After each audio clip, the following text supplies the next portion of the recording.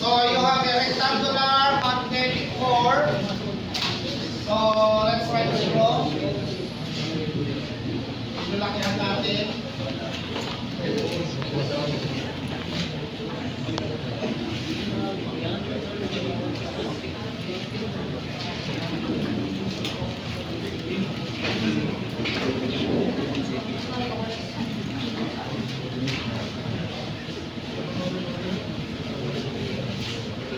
Okay, so meron siyang air gap. 2 millimeter. Meron siyang area, nakalagay dyan, square cross section. So, area ng square is S square. Tama ba? Sine square. Ha? Oh. So, ang area daw ay 16 centimeter squared. centimeter squared. So, mahanap mo na yung side. So, mamaya, 4 na lang, 4. Tama ba? Okay. Next, find the exciting current needed in the coil. So, 1,000 turns to create an air gap of flux 4 milliweber. Saan nakalagay yung coil? Tingnan natin kung saan yung ayan, dito yung coil. Okay? So, ayan yung dimension. So, sulat natin yung dimension. Okay? O, 25 centimeter. Take note of the air gap. Then, you have 20. O, napansin nyo, may 16, tapos may 21. Paano nyo kinayakin mo nga yan? Nga? Yung sukat na 25, ito yan. Hindi yung nandito ha. Yung sukat na 20, ito yan. Hindi yung nandito. Kasi di ba, napansin nyo may gumit-gumit niya sa dito. Yan yung dinadaanan ng flux. Okay? Oh.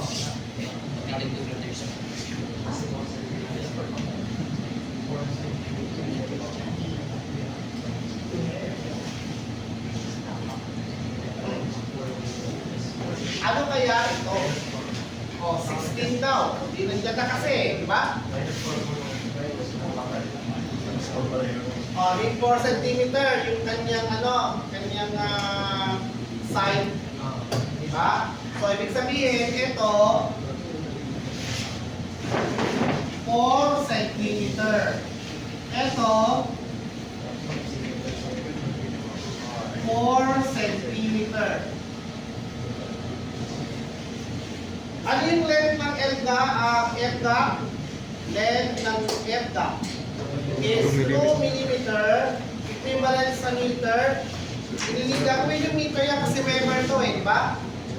Ang Weber kasi meter yun O, i-convert nyo sa meter to, ilan? 0.002. 2 times 10 raised to 3. negative 3 meters. 0 sinasabi. Paano kung micro yun? Yan daming 0. Wala ka lang sa 0, di ba? Ngayon, yung length ng iron ba yan? Anyway, so yung length ng iron. Sige. Yan ang problema dyan, yung length ng iron.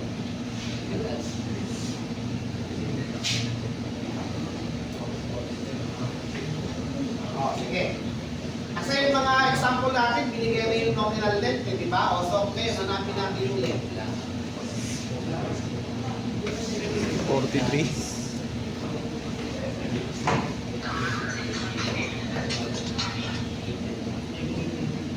cm. Ay, sinugsutan na kita. Sino ka ba? O, sa labas ka na.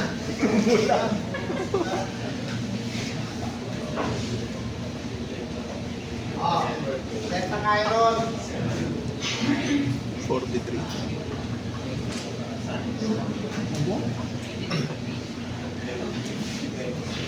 So, kung 4 ito, Ito ay 2. Ito ay 2. 2. 2. Tignan ko yan para pag kinumpay ko 4, diba? So, yung 25 minus 2, isa pang minus 2. Diba? Dalawa yun eh. Okay? Isang minus 2 doon, isang minus 2 dyan. Tama? Times 2. Bakit times 2? Dalawa kasi. 42. Okay? Ako ba? Oh, plus. Oh, yun 20. naman, 20 minus. Minus 2, di ba? Dalawa yan eh. Oh. At saka yun. Yung kanina, ito yung pinag-usapan natin. Ito. Ito. Tapos ito naman 20, ito. At saka yun. So, minus 2, pero naka-times 2. Tama? Kasi dalawa sila. May 2 millimeters. Minus yung 2 millimeter. So that is 2x. now take note of this centimeter to, di ba? Convert ko ng centimeter pa to. Okay. Ilan? 0.2. Oh, millimeter to centimeter. 2 Sa millimeter, lukotol eh. how many centimeter? 0.02 o 0.2? 0.2. 0.2 centimeter. Minus 0.2. Kasi centimeter lahat to eh, di ba? Hindi ko pwede i-minus yung 2 times 10 negative 3. Kasi meters yun. Ilan ito? 70.8 unit centimeter converted to meter.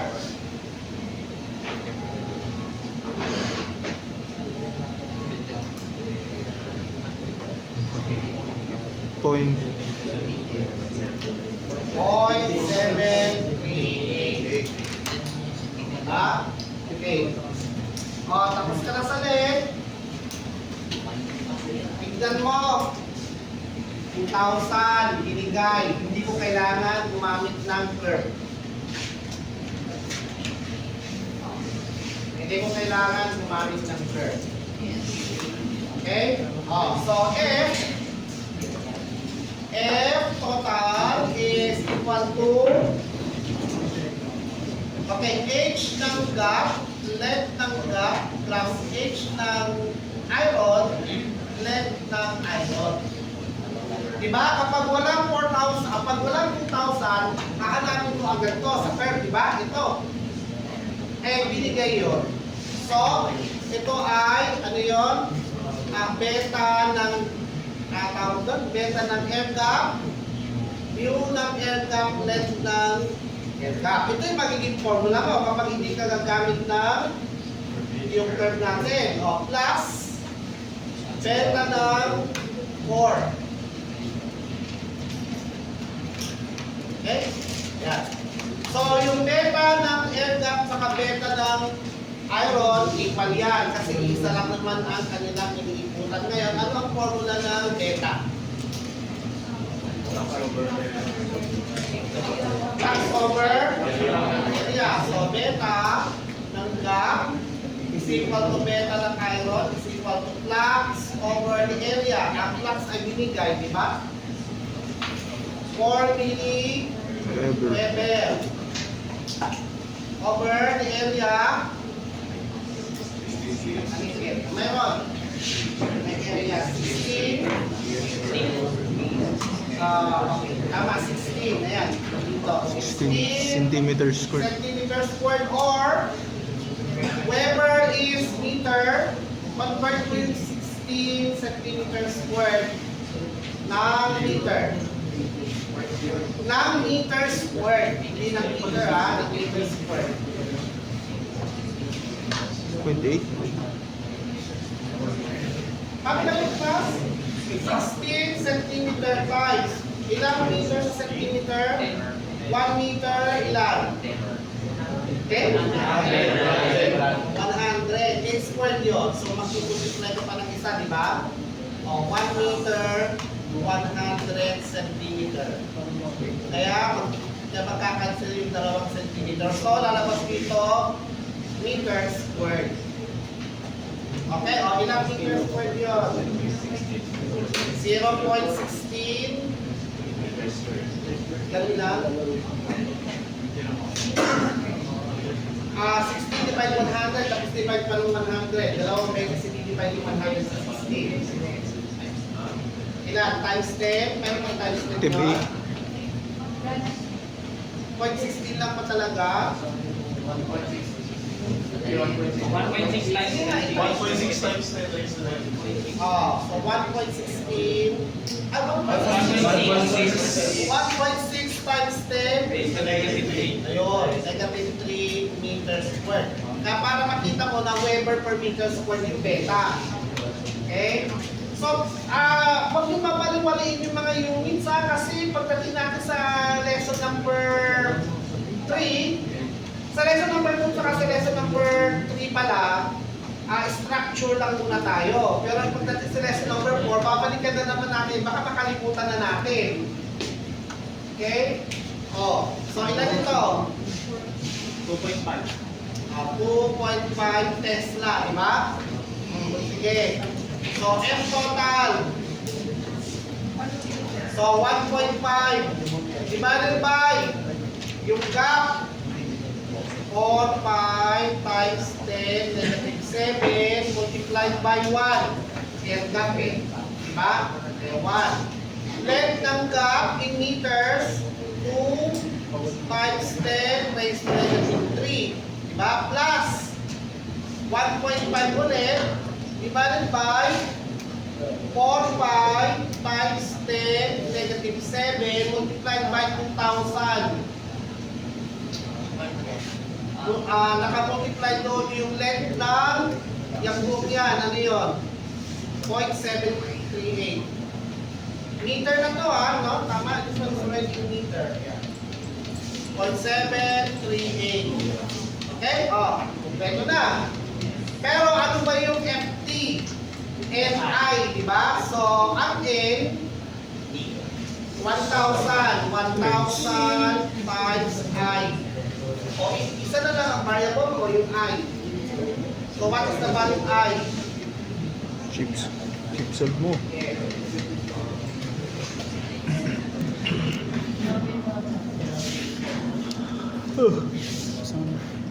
Ano ba yun? 600 ba yun? Ano? Makita. Saan 600? Wala. Sa baba ng 4-5. 2,000. 2,000. Yung mga pagdating nyo ng machines 2, AC naman. Ito, DC pa lang to pero same lang din ang atake dyan. Kung makakarating kayo naman. Makakarating yun. Papasunod tayo ni Sir eh. Kasi sa AC, makasama dyan yung sign function. Yun eh. May kasamang sign na yan. Diba? May kasamang frequency na yan.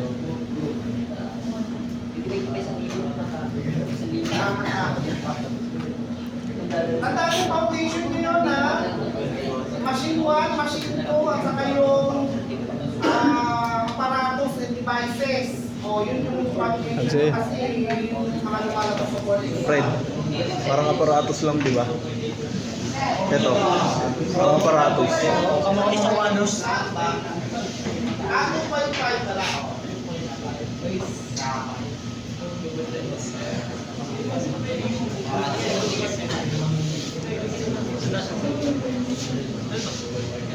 Okay, sana ka lang yung tingin ko galing sa 2.30.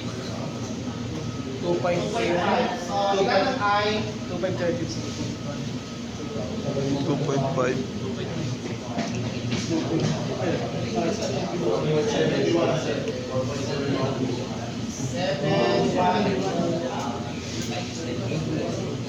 Okay.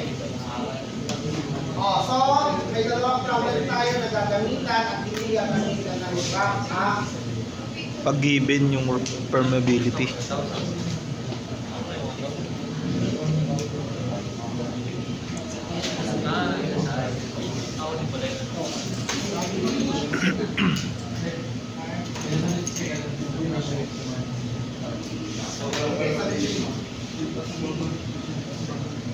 Pag given ang relative permeability, gagamit ka ng graph.